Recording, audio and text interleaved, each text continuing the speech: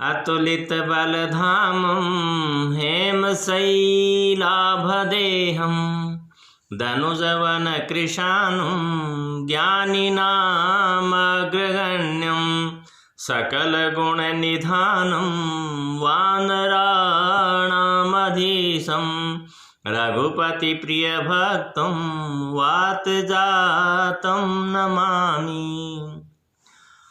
प्रिय विद्यार्थियों, श्रोताओं, आज हम वाक्य, उद्देश्य, विधेय, पदक्रम, ये चार जो बातें हैं, छोटी छोटी बातें, इनको स्पष्ट करने की कोशिश करेंगे।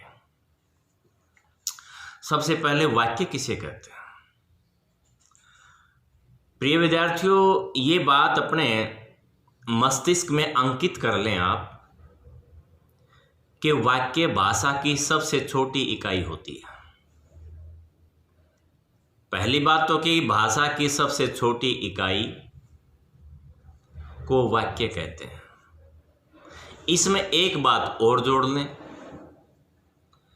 कि भाषा की सबसे छोटी इकाई जो किसी भाव या विचार को पूर्ण रूप से व्यक्त कर दे।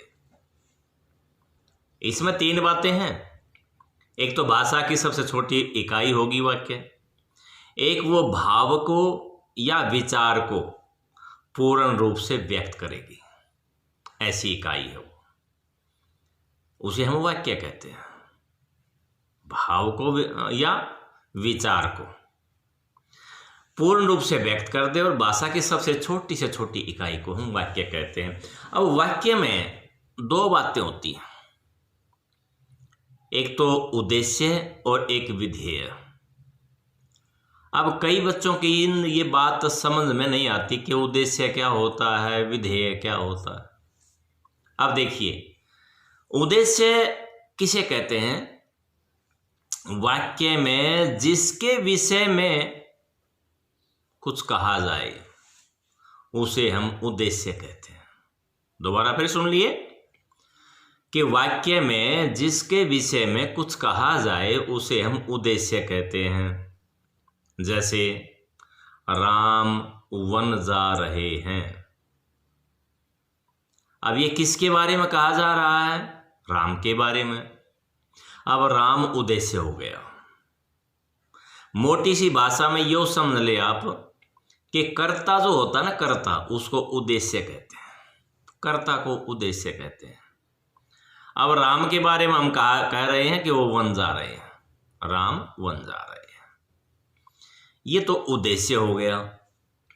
और विधेय, उद्देश्य के बारे में जो कुछ कहा जाए, यानी कर्ता के बारे में जो कुछ कहा जाए उसे विधेय कहते हैं।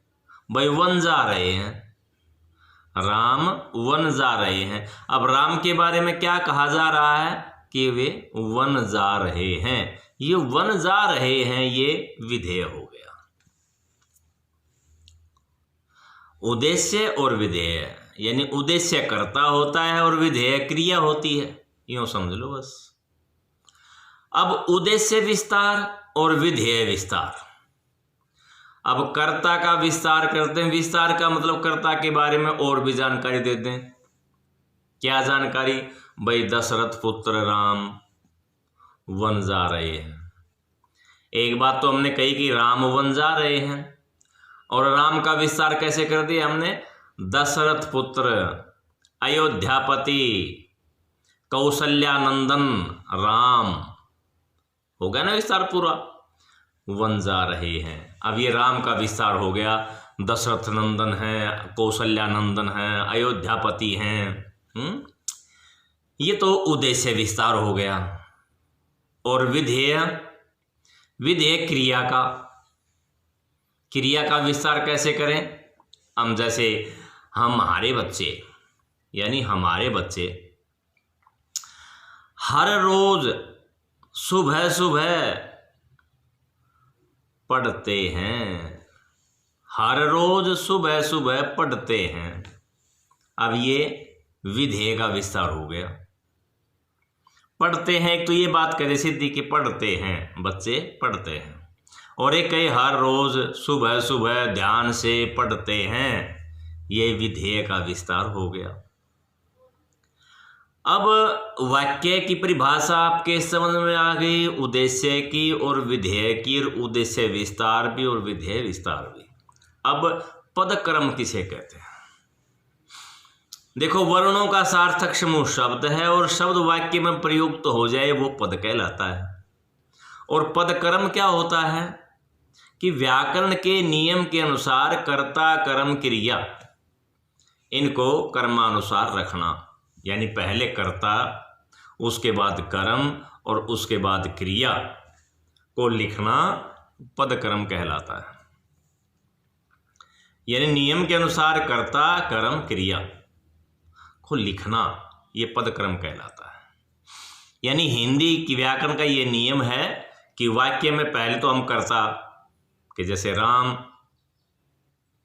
फिर कर्म पुस्तक को, फिर क्रिया पढ़ रहे हैं या पढ़ रहा है, या मोहन पुस्तक पढ़ रहा है।